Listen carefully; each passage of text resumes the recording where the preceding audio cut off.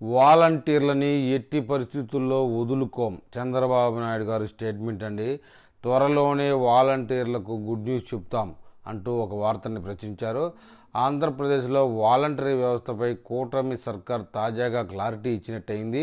AP CM Chandrababu మాట్లాడుతూ వాలంటీర్లను వదులుకునే ప్రసక్తే లేదని తేల్చి చెప్పేశారు.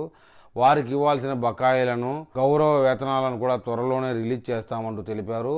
ఎన్నికల ముందు తీవ్ర వివాదంగా మారినటువంటి ఈ వాలంటరీ వ్యవస్థ కేంద్ర ఎన్నికల సంఘం వరకు వెళ్ళిందని చెప్పవచ్చు. కూటమి అధికారంలోకి వచ్చిన తర్వాత వాలంటీర్లను తొలగిస్తారని చంద్రబాబుకు కూడా ఈ వ్యవస్థను వ్యతిరేకిస్తున్నారని వివిధ రకాల వార్తలు వినిపించాయి. అందుకు తగ్గట్టుగానే వాలంటీర్లను 10,000 రూపాయలు చేయకుండా, అలాగే వారికి ఎటువంటి పనులు చెప్పకుండా, జీతం ఇవ్వకుండా చేయడంతో అందరూ కూడా వాలంటరీ వ్యవస్థ రద్దు అవుతుందని అనుకుంటున్న సమయంలో ఈ నెల 29వ తేదీన వాలంటీర్లు విజయవాడకు వెళ్ళి ధర్నా చేయాలనుకుంటున్న సమయంలో అయితే ఇలాంటి సమయంలోని ఏపీ సీఎం చంద్రబాబు వారికి గుడ్ న్యూస్ చెప్పారు.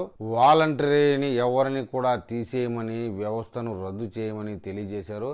కూటమి సర్కార్ కొలువు తీరి ఇప్పటికీ 2 మాసాలైనా ఈ వాలంటరీ వ్యవస్థ పైన ఎప్పుడూ మాట్లాడకపోవడంతో వాలంటీర్లు కూటమి వ్యవస్థపై అసహనంతో ఉన్నారు. పింఛన్ వ్యవహారం పైన వీరిని తీసుకోకుండా సచివాలయ ఉద్యోగులతోనే పని చేయించడం జరిగింది. దీంతో వీరికి విధులను దూరంగా ఉంచారని వాలంటీర్లు ఆందోళన చెందడంతో ఇబ్బందులు తలెత్తుతాయని భావించిన కూటమి వారి సేవలను వినియోగించుకునేందుకు ప్రయత్నిస్తున్నామని, త్వరలోనే వారికి గుడ్ న్యూస్ చెప్పబోతున్నామంటూ తెలిపారు సీఎం చంద్రబాబు గారు. సాంకేతిక కారణాల వల్లే వాలంటీర్లకు 2 నెలల నుంచి జీతం ఇవ్వలేదని, ఆ బకాయిలను వెంటనే విడుదల చేయాలని గ్రామ వార్డు వాలంటీర్ల సచివాలయ శాఖలకు నివేదిక పంపినట్లు తెలిపారు. ఎన్నికలకు ముందు 1,00,000 మంది వాలంటీర్లు ఉద్యోగానికి రాజీనామా చేసినప్పటికీ వారి పరిస్థితి ఇప్పుడు గందరగోళంగా ఉన్నది. వారిని తిరిగి విధుల్లోకి తీసుకోవాలని కోరుకుంటున్నారు.